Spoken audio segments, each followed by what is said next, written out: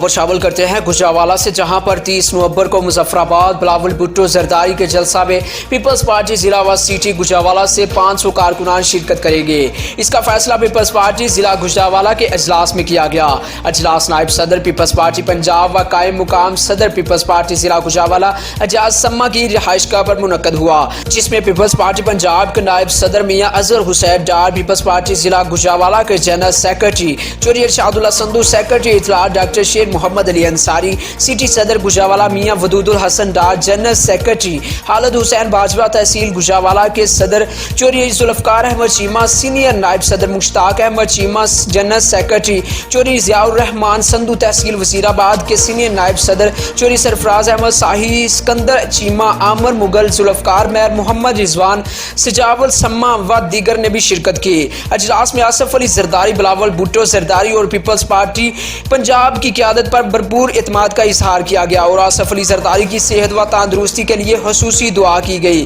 Report Yasir Rifat Mehr, Gujranwala.